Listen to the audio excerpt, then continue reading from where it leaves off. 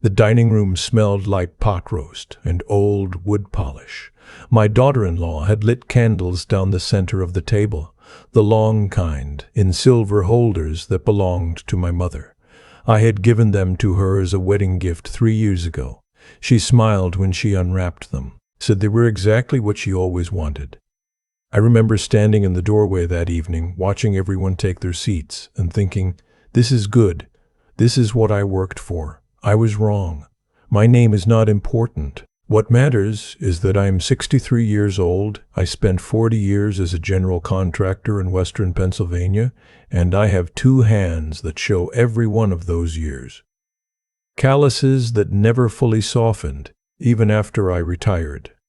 A bad left knee from a fall-off scaffolding in 1998. A quiet way of moving through rooms that my late wife used to call invisible. She meant it kindly. She said I had a gift for being present without taking up too much space. I thought that was a compliment for most of my life. My son, Nathan, is 34. He married a woman named Clarissa 7 years ago.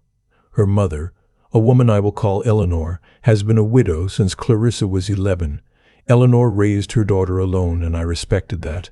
Raising a child alone is not easy. I know because I did it too.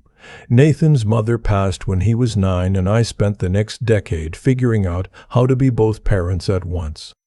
Maybe that shared history is why I tried so hard with Eleanor. I thought we understood something about each other. I was wrong about that too. The house Nathan and Clarissa live in is mine. Technically, legally, it is in my name.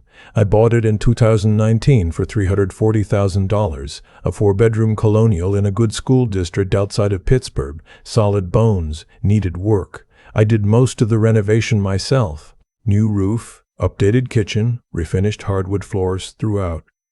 I spent 8 months on weekends driving 40 minutes each way to get it ready before I handed them the keys.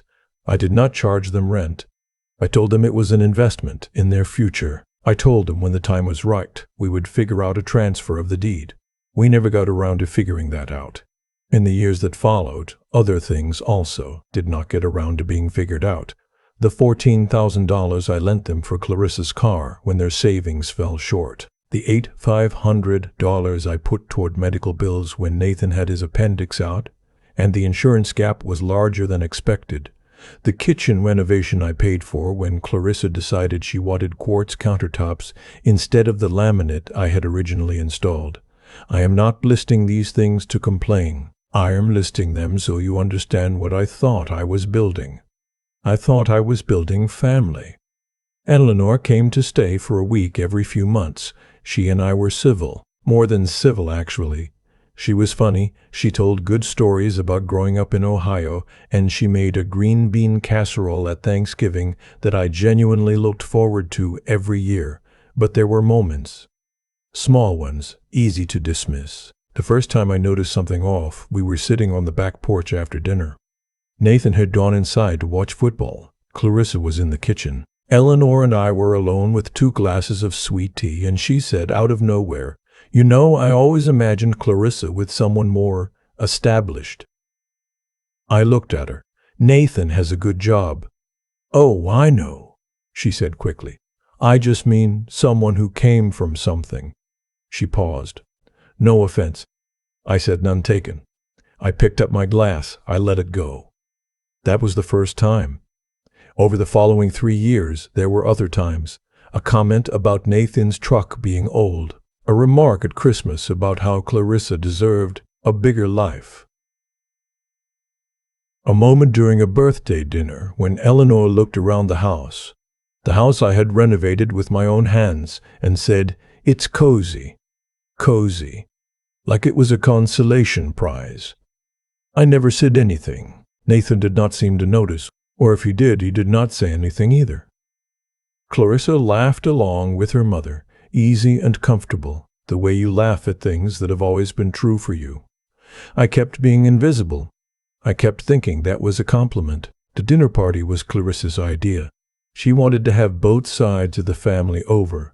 Her mother, her aunt and uncle from Columbus, 2 cousins, and a family friend named Bev, who had known Eleanor for decades. On my side, Nathan's uncle Frank and his wife Linda and my neighbor Harold, who I have been close to since before Nathan was born.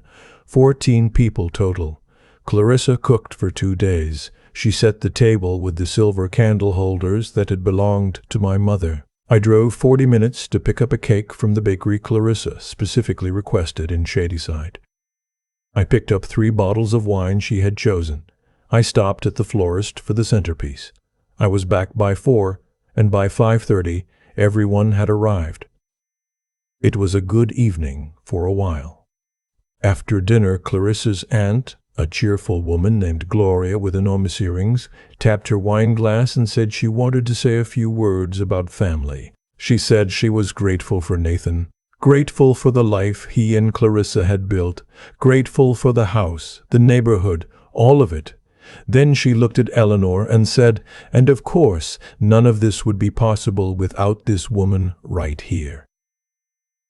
Eleanor stood up. She did not need much encouragement. What followed was a 5-minute speech about sacrifice, about how she had given everything for Clarissa, about how she had worked 2 jobs and gone without so that her daughter could have opportunities. All true, as far as I knew, all worth honoring. But then she paused. She looked around the table with the satisfied expression of someone who has been waiting to say something for a long time. "I'll be honest," she said. "When Clarissa first brought Nathan home, I had my doubts. His family didn't have much. His father," and here she glanced at me, not quite at me, slightly above me, the way you look at something on a shelf you're not sure you want. "His father was just a handyman, a nice enough man, but—" She smiled. "We weren't sure Clarissa wasn't settling." The table laughed. "Not all of it, but enough." Clarissa smiled into her wine glass. Nathan was looking at the centerpiece. I sat with my hands flat on the table and did not move. Eleanor was still talking, but I'll give credit where it's due. Nathan turned out better than I expected, and they've made a good little life here. It's modest, but— Another smile. Another small laugh from Gloria and Bev. "We love them." The candles in my mother's holders burned steadily. The pot roast smell had gone sweet and stale. I looked at my son. He was still looking at the centerpiece. It was Harold who stood up. I want to be clear about that because I think about it every time I replay that evening. It was not me. I was still sitting with my hands flat on the table, running through every reason to stay quiet, every calculation about keeping the peace. Every version of this is not the hill. When Harold pushed back his chair— Harold is 67, retired from the postal service, and has known me since our kids were in Little League together. He is not a man who makes speeches. "Excuse me," he said. His voice was calm.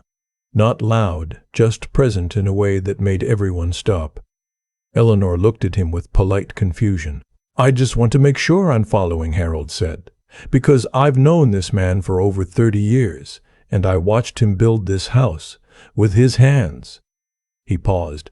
"I know what he paid for it.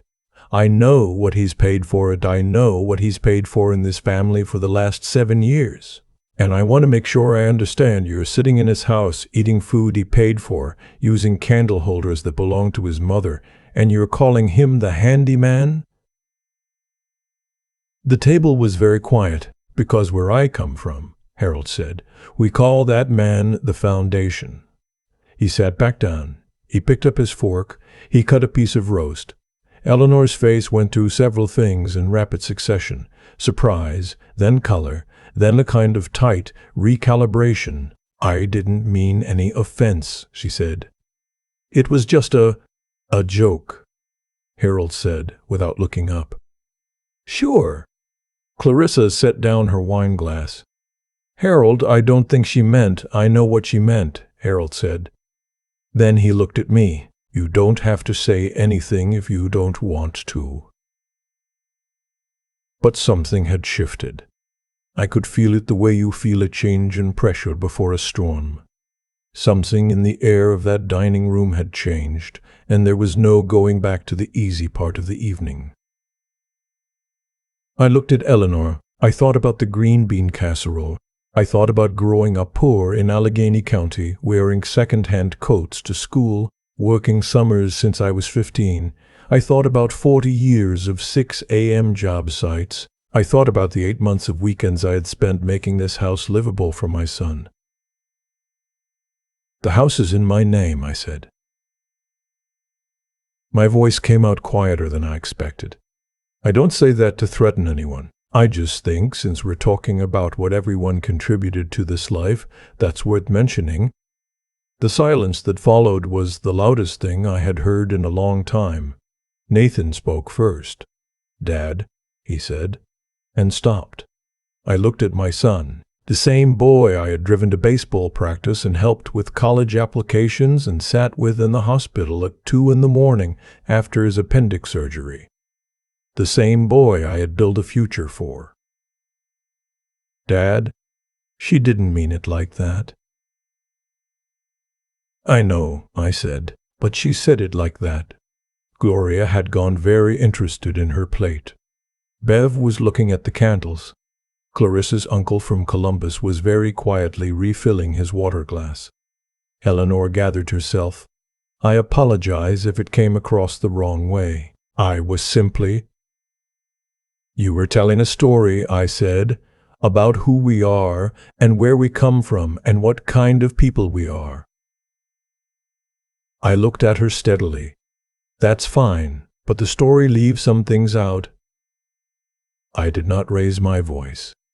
I have never been a man who raised his voice. But I heard myself say calmly and without any performance that I had purchased the house we were sitting in, that I had renovated it, that I had paid for the car in the driveway, contributed to the medical bills, funded the kitchen, driven 40 minutes that afternoon to pick up a cake and wine and flowers that were currently on that table, that I had done all of this quietly and without asking for recognition because I believed that was what family did. "I was not a handyman," I said. "I was a general contractor. I built things that are still standing, and I built this family the same way, from the ground up, without a lot of fanfare, because that's what I believed in." I looked at Nathan again. He was looking at me now. "I still believe in it," I said. "I just need to understand if you do." Nobody moved for what felt like a very long time. Then Uncle Frank, Nathan's uncle, my late wife's brother, a man of few words who had driven 2 hours from Erie for this dinner, cleared his throat. "I drove 2 hours," he said. "I'd like some more pot roast." It broke something. Not the tension entirely, but enough that people breathed. Linda started passing dishes. Harold asked Gloria about Columbus.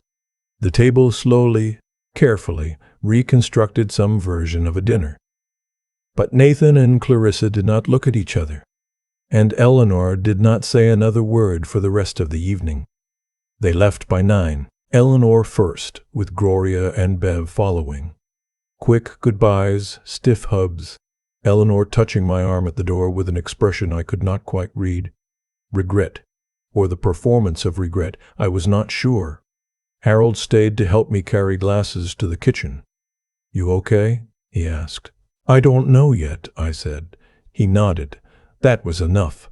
I drove home that night on the same 40-minute route I had driven hundreds of times, and I thought about my late wife and what she would have said. She had always been the one who knew when to speak and when to be still. She had told me I was invisible, like it was a gift. I wondered for the first time if she had been wrong. Nathan called 3 days later. He did not apologize. Not exactly. He said he understood why I was upset. He said Clarissa's mother had a way of talking that he had never loved but had learned to navigate. He said he should have said something at the table, and he hadn't, and he was sorry for that part. I told him I appreciated that. Then I told him I appreciated that. Then I told him I needed us to have a different kind of conversation, the kind we had been avoiding for 7 years. I told him I wanted to talk about the house, not to take it back. I was not that kind of man, and I did not want to be, but I wanted it formalized. I wanted a real agreement on paper with an attorney about what the arrangement was and what the future looked like. I wanted it to be a real transaction between adults who respected each other, not an invisible gift that disappeared into the air. That sounds fair, Nathan said after a long pause. I also want to talk about the other money, I said. Not to ask for it back, just to acknowledge it, to say it happened, to stop pretending it was nothing. Another pause. Longer. Okay, he said. That was not everything. It was not a resolution wrapped up clean. Real things rarely are, but it was the first honest conversation Nathan and I had in 7 years, and I went to bed that night feeling something I had not felt in a long time. Not lighter, exactly, more like solid, like ground that has been tested and held. I went back to the house 2 weeks later to fix a gutter that had been pulling away from the fascia since October. I did not tell them I was coming. I just showed up with my ladder and my tools the way I always had. Clarissa was home. She came outside and watched me work for a minute. You don't have to do that, she said. I know, I said. She was quiet. Then my mom called me the next morning. She felt bad. I kept working. I'm glad she's not a mean person. Clarissa stopped. She's protective of me. She always has been. Sometimes it comes out sideways. I came down off the ladder and looked at my daughter-in-law. She had a good face, an honest face when she let it be. I know what it is to protect someone, I said. I've been doing it for 30 years. She nodded. She looked at the ground. I know. Then let's try to do it together, I said, instead of around each other. She looked up. Something shifted in her expression, something younger, less defended. Okay, she said. I went back up the ladder. The gutter came right. I packed my tools and drove home in the late afternoon light, the kind of October light that turns everything gold, whether it deserves it or not. I thought, I am 63 years old. I have bad knees and calloused hands and a son who is still learning how to see me. I have a dining room table in a house I built and a set of silver candle holders that belonged to my mother. I have spent most of my life being invisible, but I am still here, still standing, still holding things up. That, I decided, was enough to start with. I have been thinking about what Eleanor said, not the words exactly, but the ease of them, how she smiled when she said it, how practiced it sounded, like something she had rehearsed in smaller rooms before she finally said it out loud in mine. That is the thing about disrespect that has been allowed to grow quietly for years. It does not arrive as an attack. It arrives as a joke. It arrives casual and smiling because the person saying it has never once been told to stop. And every time you let something go, every time you choose the peace of the table over the dignity of the moment, you are teaching people what you are worth, not what you think you are worth, what you are willing to accept. I let too many things go. I know that now, not because I was weak, but because I genuinely believed that patience was the same thing as kindness. That if I kept showing up, kept building, kept being present, without making it about myself, eventually the people around me would simply see it, would understand without being told what I had given. That is not how it works.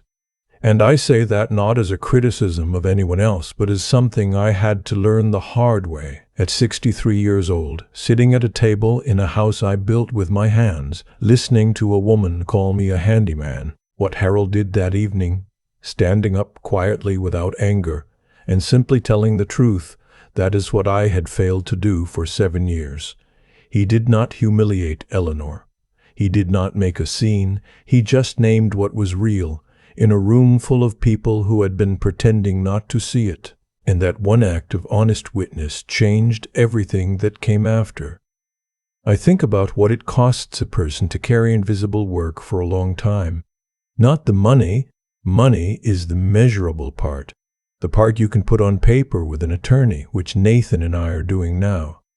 I mean the other cost, the cost of shrinking yourself down so that everyone else has room to feel large, the cost of watching someone use your mother's candle holders to set a table where they make you small and saying nothing because you do not want to be the kind of man who makes everything about himself. There is a difference between humility and erasure.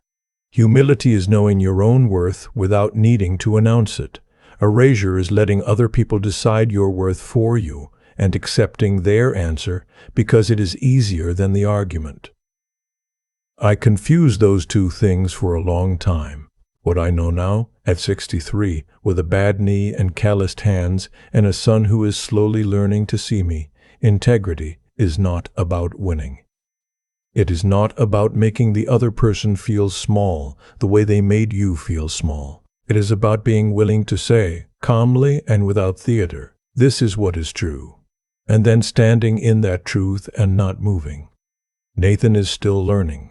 I am still teaching him the same way I always have, not by lecturing, by showing up with a ladder when the gutter pulls loose, by sitting across from him at a table and having the honest conversation we were both afraid to have, by being, as Harold said, the foundation.